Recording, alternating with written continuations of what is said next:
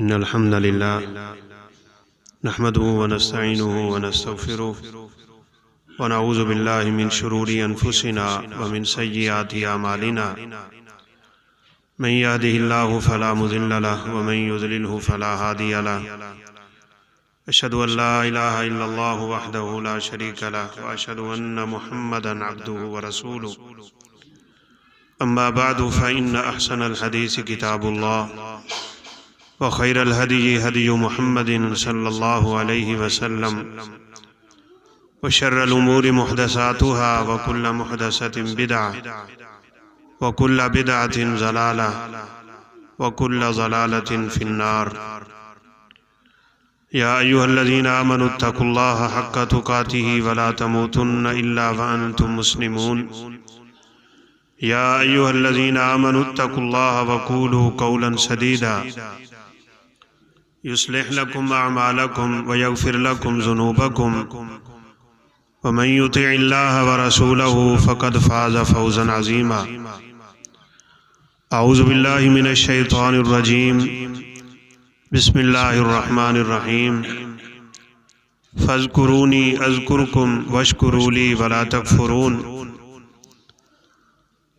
وقال الله سبحانه وتعالى في مقام آخر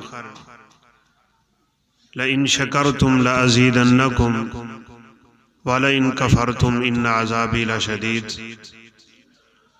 رب اشرح لي صدري ويسر لي أمري واحلل عقدة من لساني يفقهوا قولي رب زدني علما سبحانك لا علم لنا إلا ما علمتنا إنك أنت العليم الحكيم۔ اللہ رب العزت کی صفات عالیہ میں سے ایک بہت بڑی صفت شکور ہے۔ اللہ رب العزت انسان کے کیے ہوئے اعمال کی بڑی قدر کرتا ہے۔ وہ بڑا قدردان رب ہے۔ اس کے لیے اگر انسان چھوٹی سی نیکی بھی کر لے تو وہ اس کی اتنی قدر کرتا ہے کہ رسول اللہ صلی اللہ علیہ وسلم نے ایک مثال سے ہمیں یہ بات سمجھا دی۔ آپ صلی اللہ علیہ وسلم نے فرمایا، لوگو جانتے ہو یہ جو تم ایک کھجور صدقہ کرتے ہو یہ کہاں جاتی ہے؟ تو صحابہ کرام رضوان اللہ علیہم اجمعین نے فرمایا وہ فقیر کے ہاتھ میں جاتی ہے۔ تو آپ نے فرمایا نہیں، وہ فقیر کے ہاتھ میں جانے سے پہلے تمہارے رب کے ہاتھ میں جاتی ہے۔ یربی کما یربی احدکم فلوہ، اور جیسے تم جانور کے چھوٹے بچے کو پالتے ہو نا، اسی طرح تمہارا رب تمہاری نیکیوں کو پالتا ہے۔ وہ اس ایک کھجور کو اتنا پالتا ہے، وہ رب ہے، ساری کائنات کو پالنے والا ہے، کہ قیامت کے دن یہ ایک کھجور انسان کے سامنے احد پہاڑ سے بھی زیادہ بڑی ہو جائے۔ وہ قدردان رب ہے، چھوٹے چھوٹے اعمال میں بڑی برکت رکھتا ہے، لیکن اس کے لیے شرط ہے، اور وہ شرط یہ ہے کہ صرف اسی کے لیے کیا جائے، اور اس میں انسان کا کوئی لالچ نہ ہو۔ اگر اللہ نہ کرے اس طرح کی بات ہو تو پھر بڑے بڑے عمل بھی رائگاں چلے جائیں، اور اگر انسان اللہ کے لیے کرتا ہے، رسول اللہ صلی اللہ علیہ وسلم کی سنت کے مطابق کرتا ہے، تو آپ نے ایک اور بھی واقعہ سنا ہوگا۔ سیدہ عائشہ صدیقہ رضی اللہ تعالیٰ عنہ کہتی ہیں کہ دروازے پہ دستک ہوئی تو ایک عورت اپنی 2 یتیم بچیوں کے ساتھ میرے گھر میں داخل ہوئی۔ کسی کو یتیم کہنے کا مطلب یہ ہوتا ہے کہ ابھی وہ بالکل تھوڑی عمر میں. سوال کیا، میرے پاس کچھ بھی نہیں تھا، میں نے گھر میں تلاش کیا تو 3 کھجوریں ملی بس.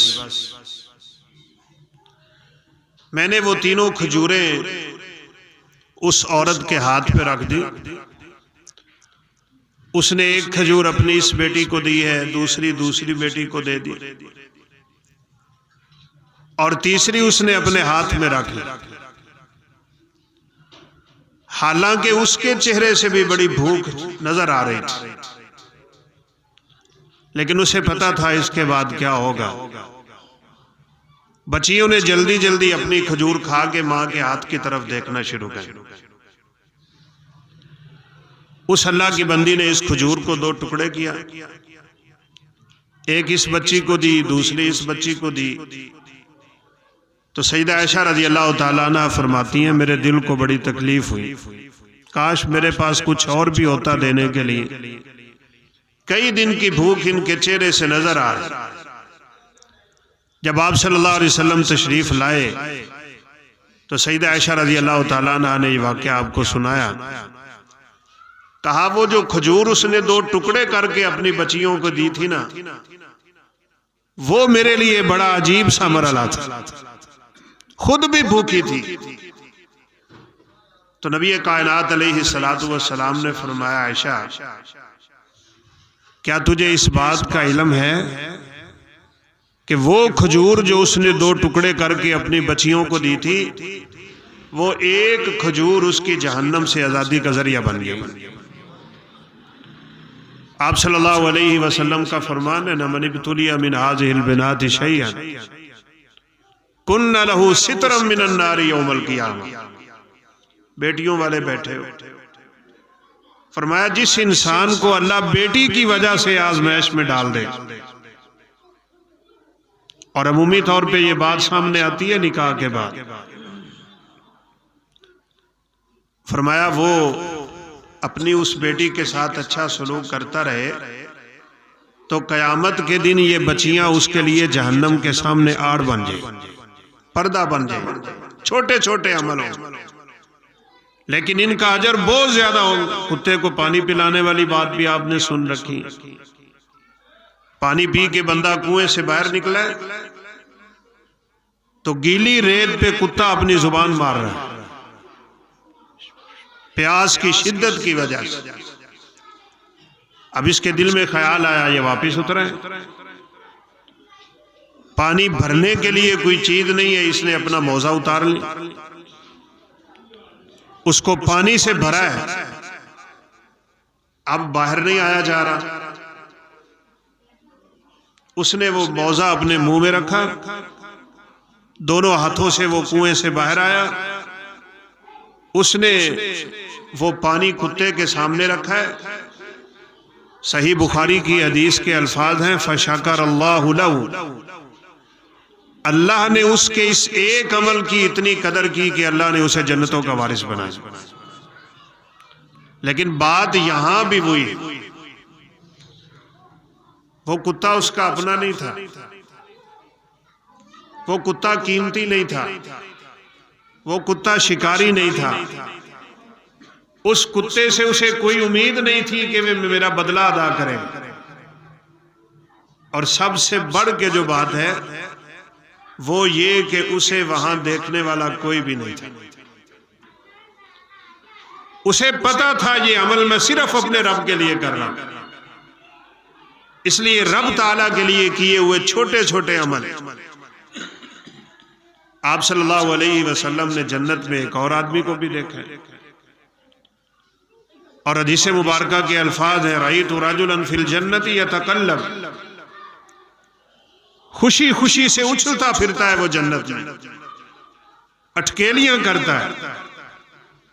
تو آپ صلی اللہ علیہ وسلم نے سوچا کہ اس کے اعمال بہت زیادہ ہوں گے کہ جس کی بنیاد پہ یہ جنت میں اتنا خوش. تو جب آپ صلی اللہ علیہ وسلم نے پوچھا کہ کس بڑے عمل کی وجہ سے یہ جنت میں آیا ہے، تو آپ صلی اللہ علیہ وسلم کو بتلایا یہ گیا تھا بشجرۃ قطعها عن الطریق کانت تؤذی الناس، کوئی درخت تھا کسی رستے میں، بعض نے ٹہنی بھی لکھی، بعض نے درخت لکھا، وہ جھکی ہوئی ٹہنی گزرنے والے لوگوں کو تکلیف دیتی تھی، اس نے اس کو کاٹا ہے، اللہ نے اس کے بدلے اسے اپنی جنت کا مہمان بنا دیا۔ دعا کریں کہ اللہ رب العزت ہمیں بھی زیادہ سے زیادہ نیک اعمال کرنے کی توفیق، تھوڑے ہی کیوں نہ ہوں اس کے لیے، خالص اس کے لیے۔ تو یہ رب تعالیٰ کا وعدہ ہے، من عمل صالحا من ذکر او انثی وہو مؤمن فلنحیینہ حیاۃ طیبہ۔ آج کل پریشانی کا دور ہے، لوگ بہت پریشانی میں مبتلا رہتے، کیسے ختم ہو سکتی ہے؟ اللہ تعالیٰ نے وعدہ کیا ہے، بتایا ہے، کوئی مرد ہے، کوئی عورت ہے، کوئی غریب ہے، امیر ہے، چھوٹا ہے، بڑا ہے، جو بھی ہے، من موصولہ ہے، اور من کا مطلب ہوتا ہے جو بھی نیک عمل کرے، اللہ کے لیے کرے، تو اللہ تعالیٰ فرماتے ہیں فَلَنُحْيِيَنَّهُ حَيَاةً طَيِّبَةً، ہم اس کی زندگی کو بڑا خوبصورت بنا دیں، پاکیزہ زندگی۔ اس لیے اللہ تعالیٰ کے وعدوں پہ ہمیں یقین ہونا چاہیے، صادق الوعد، ومن اصدق من اللہ حدیثا ومن اصدق من اللہ قیلا، رب سے سچی بات کسی کی نہیں۔ آپ ایک واقعے سے بھی اندازہ اور لگا دیں اللہ تعالیٰ اپنے وعدوں کو کیسے پورا کرتا ہے۔ سیدنا موسیٰ علیہ السلام ماں کے پیٹ میں ہیں، اور والدہ کو یہ خطرہ لاحق ہوا کہ اس بچے کو قتل کیا جائے۔ مفسرین نے بڑے عجیب عجیب نکتے لکھے ہیں۔ ویسے 1 سال بچے قتل کر رہا ہے، 1 سال بچے چھوڑ رہا ہے۔ پہلے تو حکم دیا کہ تمام بچوں کو قتل کر، اب بچے قتل ہونے لگ گئے، اور اس کے ہاں جو لوگ کام کرتے تھے وہ بوڑھے ہونے لگ گئے، بنی اسرائیل کے لوگ۔ تو پھر کسی نے کہا اگر اسی طرح بچے قتل کرتے رہو گے تو ہمارے کام کاج کون کریں؟ ہوا کیا ہے، ایک خواب دیکھا ہے کہ ایک بچہ میری سلطنت کے لیے خطرہ بن رہا ہے۔ اس ظالم نے بچوں کو قتل کروانا شروع کر دیا۔ پھر کسی نے مشورہ دیا کہ 1 سال بچے قتل کیے جائیں، 1 سال بچے چھوڑے جائیں، تاکہ وہ بچے ہمارے کام کاج تو کر سکیں۔ اللہ اکبر۔ کہتے ہیں، لکھا ہے، بعض نے اشارہ کیا ہے کہ ہارون علیہ السلام اس سال پیدا ہوئے تھے جس سال بچے چھوڑے جا رہے ہیں، اس لیے اللہ تعالیٰ نے ان کو بچا لیا۔ اور موسیٰ علیہ السلام اس سال پیدا ہوئے جس سال بچے قتل کیے جا رہے ہیں۔ اب اللہ تعالیٰ نے موسیٰ علیہ السلام کی والدہ کے دل میں ایک بات ڈالی، وعدہ بھی نہیں کیا، اس کو القاء الہام کہتے ہیں، اللہ کے نیک بندوں کو ہوتا ہے کہ یہ تیرا بچہ ہے، اب تجھے فکر لگی ہوئی ہے، یہ پیدا ہوگا تو پھر انہی سے قتل کر دیں گے، تو میری ایک بات سن، 2 کام تو نے بالکل نہیں کرنے، 2 کام تو نے کرنے ہیں، اور 2 ہی میں تیرے ساتھ وعدے کر رہا ہوں۔ وہ اپنے وعدوں کا کتنا سچا رب ہے۔ فرمایا کہ اس بچے کو تو دودھ پلا، فَإِذَا خِفْتِ عَلَيْهِ فَأَلْقِيهِ فِي الْيَمِّ، پہلا کام تیرا یہ ہے کہ اسے دودھ پلا، اور دوسرا کام تو نے یہ کرنا ہے جب تجھے خطرہ لاحق ہو اس بچے کو تو نے صندوق میں بند کر کے سمندر میں پھینک دینا۔ کسی ماں کا دل تو نہیں کرے، لیکن کیا کرتی؟ فرمایا یہ 2 کام تو نے کرنے ہیں، اور 2 نہیں کرنے۔ وَلَا تَخَافِي وَلَا تَحْزَنِي، خوف نہیں کھانا، غم نہیں کھانا۔ یہ دونوں معنی جو ہیں، ایک گزری ہوئی چیز پہ ہوتا ہے، ایک آنے والی چیز پہ ہوتا ہے۔ غم عمومی طور پہ گزری ہوئی چیز پہ ہوتا ہے، اور خوف آنے والی چیز پہ ہوتا ہے۔ بچہ تو سمندر میں پھینک دے گی، بڑا کٹھن مرحلہ ہوگا تیرے لیے، لیکن تو نے غم نہیں کھانا کہ اس کے ساتھ کیا ہو. وَلَا تَخَافِي، اور نہ تجھے یہ خوف ہونا چاہیے کہ اب اس بچے کے ساتھ کیا ہوگا، اس کو کون بچائے گا اور کون سنبھالے گا. دو میرے وعدے، اِنَّا رَادُّوهُ إِلَيْكِ، یہ بچہ واپس تیری طرف آئے گا. وَجَاعِلُوهُ مِنَ الْمُرْسَلِينَ، اور دوسرا میرا وعدہ یہ ہے کہ میں تو اسے نبی بناؤں، یہ رسول بنے گا. جس بچے کے بچنے کی امیدیں تو ختم کر بیٹھے گی، اللہ احکم الحاکمین نے اس بچے کو رسول بنانے کا وعدہ کر رکھا ہے. بس یہی ہوا، بچہ پیدا ہوا، ماں نے صندوق میں بند کیا، سمندر کی موجوں کے حوالے کر. وقالت لأختہ قصی، بیٹی کو کہا کہ بیٹا آپ دریا کے کنارے کنارے چلو، آنکھ بچا کے دیکھنا اس صندوق کو کیا بنتا ہے اس کا. آخر ماں ہے.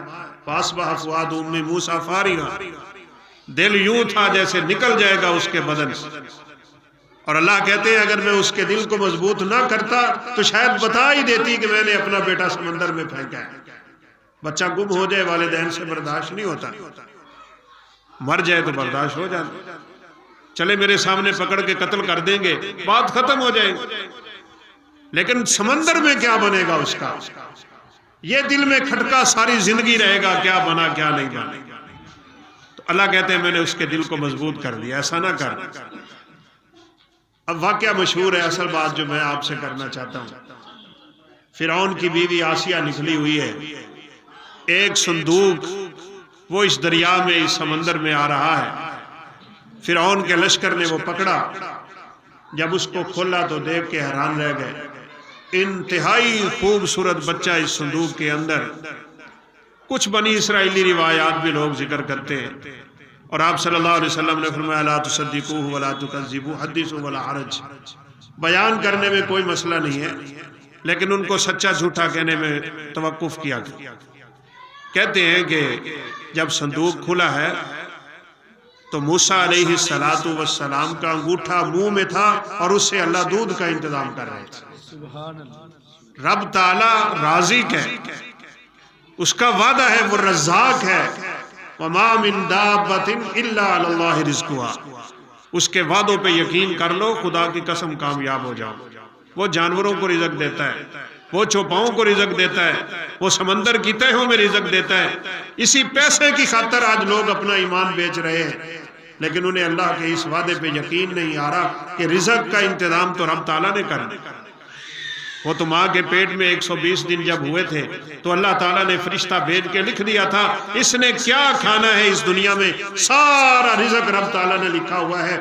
جب تک اس رزق کا ایک ذرہ بھی باقی رہے گا انسان کو موت نہیں ہے، وہ تو لکھا ہوا ہے. حلال طریقے سے کمانے کے ذرائع اختیار کرنے چاہیے. وہ دینے پہ آئے وہاں سے دیتا ہے جہاں انسان کو گمان نہیں. وہ روکنے پہ آئے تو منٹوں میں اجاڑ کے رکھ دیتا ہے. سورہ نون میں ہے وہ واقعہ. تو اللہ تعالیٰ موسیٰ علیہ السلام کے انگوٹھے سے دودھ کا بندوبست کر رہا ہے. اب جب فرعونیوں نے پکڑ لیا اور پکڑ کے دربار میں لے گئے ہیں تو بیوی نے کہا لا تقتلوہ، اس کو ہم قتل نہیں کریں، اس کو اپنا بیٹا بنا لیں. رب العالیٰ کا دعویٰ ہونے والا اور دعویٰ کرنے والا اولاد سے محروم. اولادیں کون دیتا ہے؟ اللہ تعالیٰ. اسی نے سب کچھ دینا ہے. لا مانع لما آتیت ولا معطی لما منعت.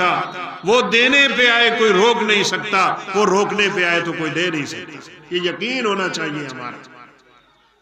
رب تعالیٰ کے وعدے سچے. اب کہا قتل نہیں کریں گے، ٹھیک ہے نہیں کریں گے.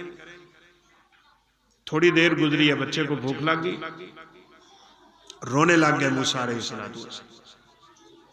اب پورے مصر سے دائیوں کو بلایا جا رہا ہے، بڑی نفیس عمدہ ترین عورتیں. فرعون کہہ رہا ہے میرے بچے کو دودھ پلانے کے لیے آؤ. اپنا بچہ بنائی بیٹھا. اللہ تعالیٰ کہتے ہیں وَحَرَّمْنَا عَلَيْهِ الْمَرَاضِعَ. آخر میں نے اپنا وعدہ بھی تو پورا کرنا تھا.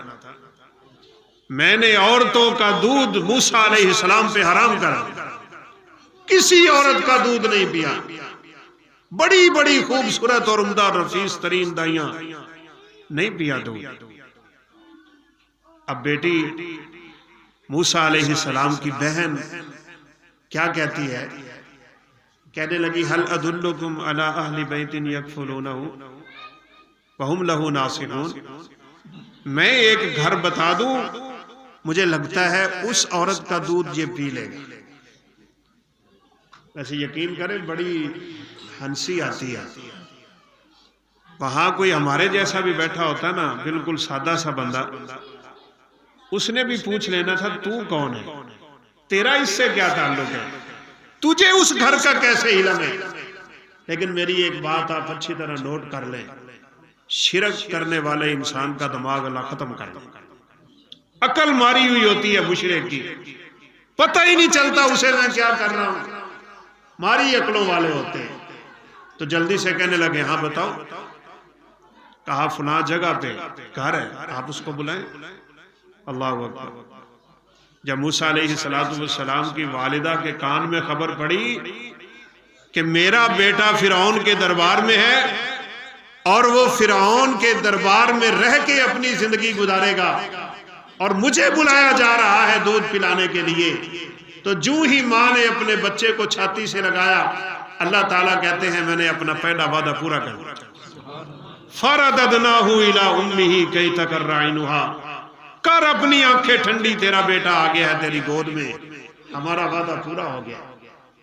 رسول اللہ صلی اللہ علیہ وسلم نے فرمایا، اچھا بعد نے یہ بھی اشارہ کیا ہے، فرعون نے کہا کہ آپ آیا کریں گی، میرے بچے کو دودھ پلایا کریں گی، میں آپ کو اس کا بدلہ اور عوض اور اجرت دیا کروں گا۔ تو ماں جی نے کہا میرے پاس اتنا وقت نہیں ہوتا ہے۔ کہا چلے نہیں ہوتا تو یہ سارے کا سارا شاہی لباس، شاہی ماحول، یہ میرا تیرے گھر تک جائے گا، تو میرے بچے کو لے جا، وہاں دودھ پلاتی رہے، میں وہاں بیٹھے تجھے اجرت عطا کرتا رہا۔ نبی کریم صلی اللہ علیہ وسلم کا فرمان سنیے، آپ نے فرمایا میرے امتی کی مثال موسیٰ کی ماں کی مثال۔ اللہ وہ ہر حال میں اللہ سے اجر پاتا ہے، اسے دکھ پہنچ جائے صبر کر کے اجر پا لیتا ہے، اسے خوشی پہنچے تو شکر کر کے اجر پا لیتا ہے، وہ رہتا ہی رب تعالیٰ کے ہاں ہر وقت اجر ہی اجر میں۔ اور جس بندے کو اللہ ایمان کی دولت نصیب کر دیں، بس یہ باتیں یاد کریں، سیکھیں، اس سے بہتر کائنات میں کوئی نہیں۔ اس کا سونا بھی عبادت ہے، اس کا بولنا بھی عبادت ہے، اس کا سوچنا بھی عبادت ہے، اور آپ سن کے حیران ہوں گے اس کی خاموشی بھی عبادت ہے، وہ چپ کر کے بیٹھا ہے پھر بھی عبادت۔ رسول اللہ صلی اللہ علیہ وسلم کا فرمان، امام ترمذی رحمۃ اللہ علیہ اس کو لائے، آپ نے صحابہ سے پوچھا تھا جانتے ہو قیامت کے دن میزان حسنات میں بھاری بھاری نیکیاں کون ہوں گی؟ ویسے تو بڑی مشہور حدیث ہے جس پہ امام بخاری رحمۃ اللہ علیہ نے اپنی صحیح بخاری کو ختم کیا، کلمتان حبیبتان الی الرحمن ثقیلتان فی المیزان خفیفتان علی اللسان سبحان اللہ وبحمدہ سبحان اللہ العظیم۔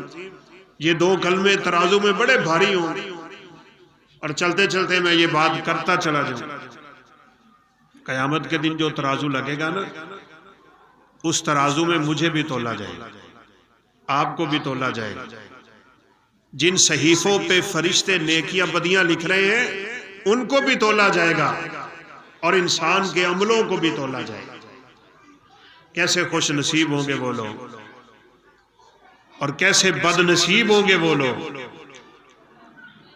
جن کے وہاں ترازو نیچے اوپر ہو رہے ہیں۔ رسول اللہ صلی اللہ علیہ وسلم نے فرمایا ایک بڑا موٹے جسم کا مالک، فربا جسم والا انسان، موٹا تازہ، جس کو ہم اپنی زبان میں ہٹا کٹا کہتے ہیں، اس کو اٹھا کے اللہ کے ترازو میں جب رکھا جائے گا، اس کا وزن مکھی کے پر کے برابر بھی نہیں ہوگا۔ بد عمل انسان، اس کا جسم تو حقیقت میں قبر کے کیڑوں کی غذا ہوتا ہے، اللہ کی ناشکری کرنے والا اور رب کی نافرمانی کرنے والا، کوئی وزن نہیں ہے اس کا۔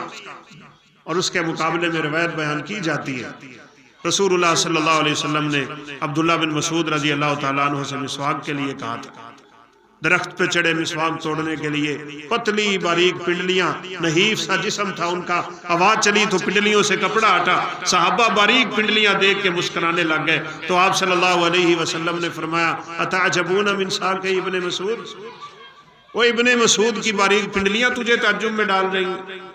واللہ انہما لاسقل فی المیزان من جبل احد، اللہ کی قسم یہ ترازو میں جب آئیں گی تو احد پہاڑ سے زیادہ وزنی ہو، وہاں نیکیوں کا وزن ہو، وہاں ترازو لگیں گے، اعمال تولے جائیں گے، انسان تولے جائیں گے۔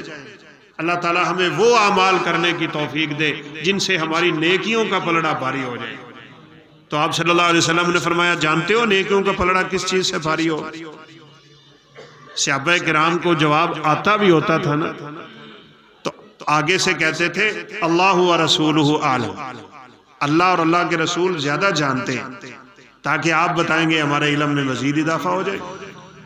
آپ صلی اللہ علیہ وسلم نے دو چیزیں بتائی، حسن الخلق وطول السمت، اچھے اخلاق کا مالک انسان، اس کا یہ اخلاق قیامت کے دن ترازو میں بہت ہی وزنی ہو۔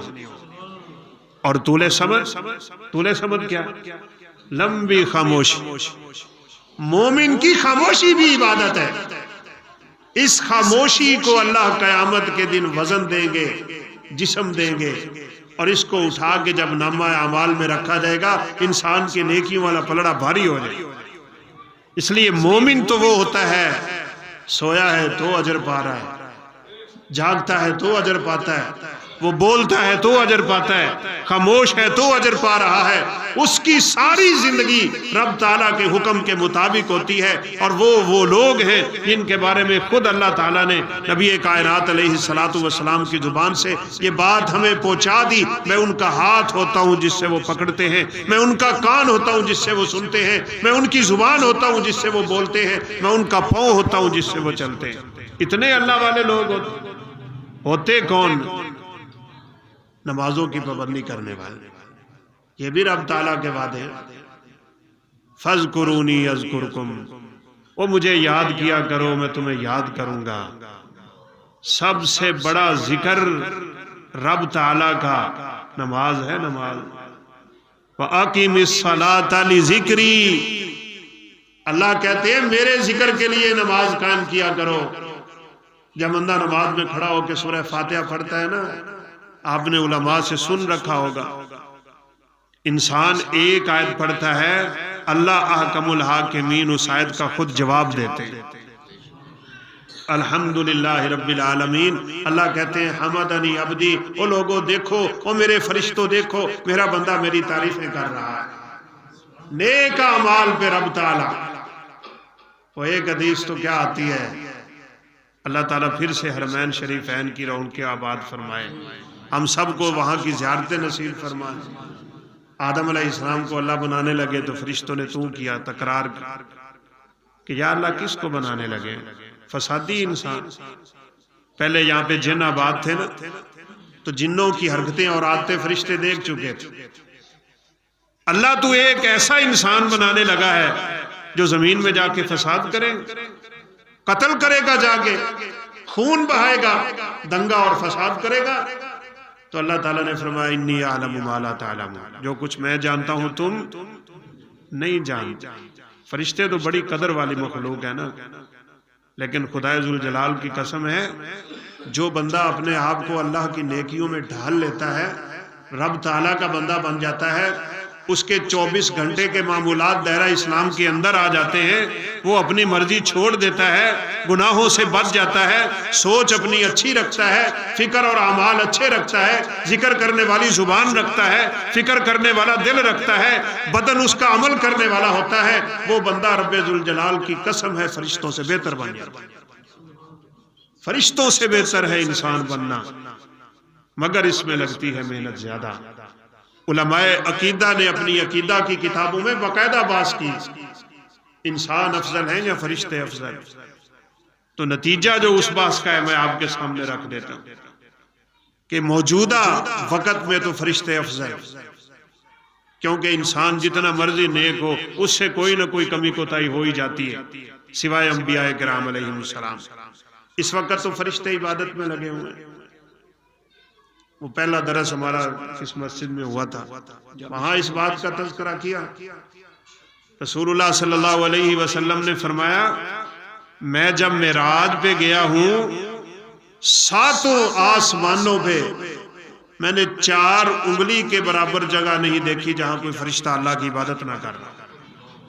اتت السما، وہ 4 پائی پہ بیٹھنے سے جو اس کی چیخ سی نکلتی ہے نا، چرچراہٹ کی آواز نکلتی ہے، آپ صلی اللہ علیہ وسلم نے فرمایا آسمان چرچرا رہا ہے، کس لیے؟ فرشتوں کے وزن کی وجہ سے۔ اور عجیب تر بات یہ ہے جو فرشتہ قیام میں اللہ کی عبادت کر رہا ہے وہ جب سے پیدا ہوا قیام میں کھڑا ہے، وہ قیامت تک قیام میں کھڑا رہے گا۔ سجدے والا سجدے سے سر نہیں اٹھائے گا قیامت تک، رکوع والا رکوع سے نہیں اٹھے گا۔ جس حالت میں جو فرشتہ رب کی عبادت کر رہا ہے وہ قیامت تک کرے۔ پھر تھوڑی سی بات کرنا پڑتی ہے، وہ اتنی جرتوں والے، اتنی ہیبتوں والے، اتنی طاقتوں والے، اتنی تعداد والے، وہ پوری کائنات میں سب سے زیادہ مضبوط مخلوق ہیں، جن سے رب تعالیٰ نے آسمان بنوائے، زمینیں بنوائیں، جن سے اللہ اپنا نظام چلواتا ہے۔ رزق پہ رب نے فرشتہ لگا رکھا ہے، بادلوں پہ رب نے فرشتہ لگا رکھا ہے، بارشیں فرشتے کی تھرو اللہ تعالیٰ زمین پہ بھیجتا ہے۔ اس لیے جمع کے صیغے قرآن میں آتے ہیں۔ نبی صلی اللہ علیہ وسلم نے فرمایا ایک فرشتہ ہے جس کے ہاتھ میں ایک کوڑا ہے، وہ بادلوں کو مارتا ہے، پھر ان کی گرج کی آواز پیدا ہوتی ہے، اسی کے حکم سے، حکم تو رب کا ہوتا ہے، چلانے والا وہ فرشتہ ہوتا ہے۔ سارا دنیا کا نظام اللہ ان فرشتوں سے چلا رہے ہیں، قوت اور ہیبت حد سے زیادہ رکھنے والے ہیں۔ آپ صلی اللہ علیہ وسلم نے فرمایا تھا اللہ مجھے کہہ رہے ہیں میرے فرشتوں میں سے ایک فرشتے کی خبر ان لوگوں کو دے دو، بتاؤ ان کو میرے فرشتے کس طرح کے ہیں۔ آپ نے فرمایا وہ فرشتہ حملۃ العرش میں سے ہے، اللہ کے عرش کو اٹھا کے کھڑا ہے۔ آپ نے فرمایا میں نے اس کو دیکھا، اس کے کان سے لے کے اس کے کندھے تک کا فاصلہ 700 سال کا فاصلہ ہے۔ کوئی ہمارے تصور میں بات آ سکتی ہے؟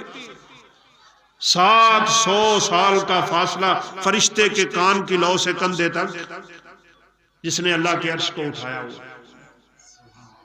ہم لوگ پڑھے لکھے بالخصوص جو سکولوں کالج یونیورسٹیوں کے بیچارے ہوتے ہیں، وہ اس طرح کے معاملات کو اپنی عقل پہ پرکھتے ہیں، کیسے ممکن ہے یہ، کیسے ممکن ہے؟ تو ان کی عقل کے ترازو بگڑ جاتے ہیں۔ ہماری عقل کی جو مثال ہے نا وہ ترازو کی مثال، یہ چھوٹے چھوٹے الیکٹرانک جو ترازو آئے ہوئے تھوڑا سا وزن تولتا ہے، آپ اس پہ بڑی چیز رکھ دیں خراب ہو جائے گا۔ اگر رب تعالیٰ کے اس نظام کو صرف اپنی عقل پہ پرکھو گے تمہاری عقل کا ترازو خراب ہو جائے گا، پھر بات سمجھ نہیں آئے گی۔ رب تعالیٰ کا عرش کیا ہے ہم سوچ سکتے ہیں؟ نبی کریم صلی اللہ علیہ وسلم کے فرمان کے مطابق وہ کرسی جس کا تذکرہ ہم آیت الکرسی میں کرتے ہیں، وسع کرسیہ السماوات والارض، اس کی کرسی زمین و آسمان سے بڑی، نکل سکتا ہے کوئی آسمان کے کنارے کے نیچے سے؟ صرف ایک آسمان کی بات ہے جس کو ہم آسمان دنیا کہتے ہیں، اللہ کہتے ہیں دکھاؤ نکل کے اس کے نیچے سے۔ وہ کرسی اللہ تعالیٰ کے قدموں میں پڑی، جو کرسی زمین و آسمان سے بڑی، تو اس کائنات کی سب سے بڑی مخلوق اللہ کا عرش ہے، رب العرش العظیم۔ اس لیے جو شخص اپنی دعا میں رب کو اس کے عرش کا ہی واسطہ دے، یا اللہ تو عرش عظیم کا مالک ہے، نبی صلی اللہ علیہ وسلم نے فرمایا اللہ اس کی دعا کو رد کرتے ہی نہیں، اس نے اللہ کو اس کی عظیم صفت کا واسطہ دے دیا ہوا۔ تو وہ عرش، اللہ کے عرش کو پکڑ کے کھڑا ہے، کتنا مضبوط ہوگا وہ فرشتہ، کتنی طاقت والا ہوگا وہ فرشتہ۔ اور آپ کو یاد ہو اگر کسی نے وہ درس سنا، آپ صلی اللہ علیہ وسلم نے فرمایا اسرافیل، اس کو میں نے دیکھا جس کو اللہ تعالیٰ نے صرف ایک کام کے لیے پیدا کیا ہے، بس اس کا اور کوئی کام نہیں ہے۔ کیا کرنا ہے اس نے؟ جب اللہ کا حکم ہوگا قیامت قائم کرنے کا، اس نے پھونک مارنا ہے۔ فرشتے نے کیا کرنا ہے؟ اس نے پھونک لگانا ہے کس چیز میں؟ ونفخ فی الصور، قرآن میں اس کو سور کہا گیا، اس کا ترجمہ بوق کیا جاتا ہے اور ہمارے ہاں اس کا ترجمہ سینگ کر دیتے ہیں۔ یہ جیسے توتیاں نگارے والے ہوتے ہیں منہ پہ رکھ کے بجاتے ہیں، اس کے منہ پہ ہے، اس نے بجانا ہے۔ بجانا کب ہے؟ جب قیامت قائم ہونی ہے۔ قیامت کب قائم ہونی ہے یہ صرف اللہ جانتے ہیں، لیکن وہ رب تعالیٰ کے حکم کی تعمیل میں آپ نے فرمایا میں نے اسے دیکھا، اس نے وہ بوق اپنے منہ پہ رکھا ہوا تھا، اس کو نیچے جھکایا ہوا تھا، اس کی چہرہ نیچے ہے، نظریں اس کی اوپر ہیں، کان اس کا اللہ کی طرف لگا ہوا ہے، وہ رب کے حکم کا انتظار کر رہا ہے۔ جو ہی اللہ حکم دیں گے وہ ایک آواز نکالے گا، اس میں صرف پھونک مارے گا، اس میں دنیا میں جتنے لوگ ہوں گے اس آواز کے روب کی وجہ سے ان سب کے دل پھٹ جائیں گے، لوگ مر جائیں گے۔ فرشتے کی آواز نہیں برداشت ہوگی۔ اور فرشتوں نے اٹھایا تھا نا قوم لوط کو، لڑکے لڑکوں سے برا عمل کرتے، تو نبی کریم صلی اللہ علیہ وسلم نے فرمایا فرشتے نے اپنی انگلی پہ اٹھا لیا پوری بستی، اس میں پہاڑ بھی تھے۔ آپ نے فرمایا اتنا قریب کیا تھا اس نے اٹھا کے آسمانوں کے کہ آسمانوں والوں نے ان کے کتوں کے بھونکنے کی آوازیں سن لی تھی، وہاں سے پلٹ کے مارا اس کو، اوپر سے پتھروں کی بارش کر امطرنا علیہم مطرا فساء مطر المنذرین۔ اتنی طاقتوں والے فرشتے، وہ تو اللہ کی نافرمانی نہیں کرتے، تصور نہیں ہے ان میں نافرمانی کا۔ وہ فرشتہ جس نے پھونک مارنا ہے اتنا فرما بردار، جب سے پیدا ہوا ہے اس نے یہاں رکھا ہوا ہے، نیچے جھکایا ہوا ہے، چہرہ نیچے ہے، نظریں اوپر ہیں، کان اللہ کے عرش کی طرف لگائے ہوئے ہیں۔ تو ایک بات کی جا سکتی ہے نا، وہ نیچے رکھ دے بھوک کو کہ جب اللہ تعالیٰ حکم دے گے اٹھا کے پھونک مار دوں گا، لیکن اس کے اندر تو اتنی بھی جرت نہیں ہے۔ ہمارے ہاں اتنی جرتیں کیوں ہیں رب کی نافرمانی کی؟ حیثیت کیا ہے انسان کی؟ ہماری وقت کیا ہے؟ ہم دھوکے میں مبتلا ہو گئے کہ میں بڑی چیز۔ اس وہم کو اور اس زوم کو اپنے دماغ سے نکال، پھر اللہ کا ملاحقمین اپنے وعدے پورے کرے۔ نافرمانوں سے اس کے اور وعدے، فرما برداروں سے اس کے اور وعدے۔ اللہ ہمیں ان سچے وعدوں کی تکمیل کی توفیق نصیب فرمائے۔ یہ بندہ اللہ کا ہے بھی بڑی عزت والا، بڑی عزت والا ہے، خدا کی قسم اشرف المخلوقات ہے، لیکن جب گرتا ہے تو اللہ کہتے ہیں یہ کتوں اور خنزیروں سے بھی نیچے گرتا ہے۔ شر الدواب، جانوروں سے گر جاتا ہے یہ، پھر اسفل السافلین بھی یہی ہے، سب سے ذلیل مخلوق بھی یہی بنے گا۔ اس لیے اپنے آپ کو سنبھالنے کی ضرورت ہے۔ اللہ تعالیٰ اپنے بندوں سے جو اس کے کہنے پہ چلنے والے ہوتے ہیں، نیکیوں پہ زندگی گزارنے والے ہوتے ہیں، ان کے بارے میں تو کیا حدیث ہے جو بات میں اشارتاً کر رہا تھا۔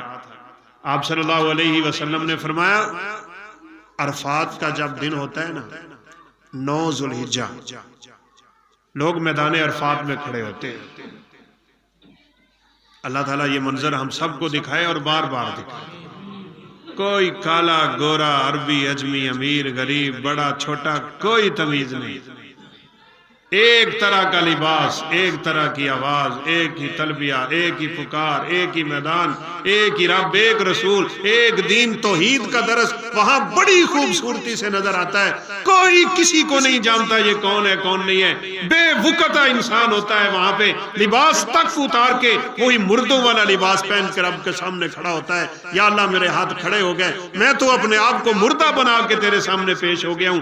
اس حالت میں جب انسان اپنی میں ختم کر دیتا ہے اور سجدہ کرتا ہے نا میدان عرفات میں، خدا کی قسم ہم نے دیکھے اپنے ساتھی، ہم نے دیکھے ایسے ایسے غریب ترین لوگ جن کے وہاں پہنچنے کی کوئی امیدیں نہیں تھی، لیکن رو رو کے اپنے رب کو منایا۔ اللہ نے ان کے لیے اسباب تو پیدا کیے ہی کیے، وہاں ہم دیکھا کرتے تھے وہ لوگ میدان عرفات میں اتنا روتے تھے کہ ان کے سجدے والی جگہ گیلی ہو جایا کرتی۔ پھر کیا ہوتا ہے؟ ینزل ربنا عشیۃ عرفہ، شام جب ڈھلتی ہے نا، شام عرفہ کی، جس وقت حاجیوں نے میدان عرفات کو چھوڑ کے آگے مزدلفہ کی طرف نکلنا ہوتا ہے، کیا مایا ناز اور شاندار حدیث. نبی صلی اللہ علیہ وسلم نے فرمایا اللہ احکم الحاکمین خود تشریف لے آتے ہیں. ینزل ربنا عشیۃ عرفہ، عرفہ کی شام رب تعالیٰ کا نزول ہو جاتا ہے. اللہ فرشتوں کو بلا لیتے ہیں، آؤ ادھر، جس کے بارے میں تم کہتے تھے یہ فساد کرے گا، جس کے بارے میں کہتے تھے یہ قتل و غارت اور خون خرابہ کرے گا، جاؤنی شوسن غبرن، دیکھو ان کے سر مٹی سے بھرے ہوئے، پراگندہ بال ان کے، کیسے لباس ان کے، کہاں سے آئے، کیسے اکٹھے ہوئے، بتاؤ یہ یہاں کھڑے ہو کے کیا فساد کر رہے ہیں، کیا کہہ رہے ہیں، یہ کیا مانگتے ہیں یہ. یا اللہ یہ تجھ سے تیری جنت کا مطالبہ کرتے ہیں، یہ تجھ سے تیرے عذابوں سے پناہ مانگ رہے ہیں. اللہ رب العزت کہتے ہیں گواہ رہنا، میں نے پورے کے پورے مجمع کو معاف کر کے اپنی جنتوں کا وارث بنا دیا. وہ قدر کرتا ہے، بڑی قدر کرتا ہے، لیکن بندہ رب کا ہونا چاہیے، اس کے حکموں سے باہر نہ جائے. خدا کی قسم یہ 4 دن کا تماشا جو زندگی اور کچھ نہیں ہے، اس سے ہم دھوکہ کھا گئے. کئی دفعہ میں نے یہ باتیں بتائی ہوئی ہیں. اللہ تعالیٰ بس ہمیں عمل کی توفیق نصیب فرما دے. آپ کے سامنے بھی ہے، ہم اپنی زندگی میں مشاہدہ کر رہے ہیں. بندہ بیٹھا ہے اللہ کے پاس چلا گیا، ہنے تو میرے کو اٹھ کے گیا ہے، ہنے دی گل ہے. یہ پچھلے دنوں ہم ایک جنازے پہ شریک تھے تو ساتھی بتانے لگے کہ اٹھے ہیں، نماز پڑھی ہے، بیوی نے کہا بیٹھے میں دودھ لے کے آتی ہوں، بیٹھے ہیں دودھ کے انتظار میں اور اللہ کے پاس پہنچ. یہ زندگی ہے، لیکن ہم دھوکے میں مبتلا ہو گئے. وغرتہم الحیات الدنیا، دنیا کی زندگی نے ان کو دھوکے میں ڈال رکھا ہے. اس لیے انسان اپنے رب کو بھلا بیٹھتا ہے، رب کے وعدوں کو بھلا بیٹھتا ہے. مت بھلائیے اپنے رب کے وعدوں. اس دنیا اور دنیا کے جھنجٹ سے اور یہ مال و دولت کے غرور اور تکبر سے اور اس کے نشے سے اپنے آپ کو بچا لیں اور اپنے آپ کو اپنے رب کی طرف مائل کریں اور چلیں اللہ کے رستے پہ. پھر خدا کی قسم رب ہمارے اعمال کی بڑی قدر کرے، اپنے وعدے بھی پکے کرے. موسیٰ علیہ السلام کو رب تعالیٰ نے ماں کو دے دیا، بڑی بات مشہور ہے. پھر بڑے ہوئے، فرعون کے ساتھ اختلاف ہوا، فرعونیوں کا ایک بندہ مر گیا، وہاں سے نکلے مدین کی طرف اور کوئی پتہ نہیں تھا کہاں جانا ہے. مدین پہنچ گئے، مشہور واقعہ ہے، بچیوں کی بکریوں کو پانی پلایا تھا، پھر انہی میں سے ایک بچی کے ساتھ نکاح ہو گیا. اس بچی کو 8-10 سال بکریاں چلا کے موسیٰ علیہ السلام نے حاصل کیا تھا. ایک وقت کا نبی، جاتے جاتے بڑے درس ہیں ان سبقوں میں. خدا کی قسم اللہ نے بڑا قرآن میں معجزے رکھے ہوئے ہیں. قرآن کہتا ہے فَسَقَا لَهُمَا ثُمَّ تَوَلَّا إِلَى الظِّلِّ، موسیٰ علیہ السلام نے بچیوں کی بکریوں کو پانی پلایا اور پھر اپنا چہرہ موڑ کے ادھر ایک درخت کے سائے کے نیچے آ کے بیٹھ گئے. سن لیجئے کیا فائدہ ہے یہاں پہ، کیا نکتہ ہے یہاں پہ، کیا فائدے کی بات ہے یہاں پہ. غیر محرم بچی پہ کبھی نظریں نہ دوڑائیں، اپنی نظر کی حفاظت کریں. رسول اللہ صلی اللہ علیہ وسلم نے فرمایا آنکھیں زنا کرتی اور آنکھوں کا زنا دیکھنا، ہاتھ زنا کرتے ہیں اور وہ زنا پکڑنا، پاؤں کا زنا چلنا ہے. انسان کے وجود کے یہ حصے زنا میں مبتلا ہو جاتے ہیں. اپنی نظر کی حفاظت کرنی چاہیے. ہاں فرمایا لک الاولی ولیست لک الثانیہ، آخر رستے میں انسان جا رہا ہے، نظر اٹھی کسی غیر محرم پہ پڑ گئی، یہ اللہ نے معاف کر دی. اب جہاد کر اپنے آپ کے ساتھ، دوبارہ نظر نہ اٹھا. لیست لک الثانیہ، اس مصیبت سے اپنے آپ کو بچا لے. نبی صلی اللہ علیہ وسلم نے فرمایا اللہ اس بندے کے دل پہ سفید نقطہ لگا دیتا ہے، اور جب سفید نقطہ لگتا ہے تو برائی کی وجہ سے لگا ہوا کالا نقطہ ختم ہو جاتا ہے. بچ گیا گناہ سے، گناہ کا موقع ملا لیکن بچ گئے. اور ایک اور بڑی فائدے کی بات ہے، ہمارے معاشرے میں اور بڑی بیماری، میں بات اختتام کی طرف لے چلوں. موسیٰ علیہ السلام نے ان کے ساتھ نیکی کر کے اپنا چہرہ کیوں موڑ لیا؟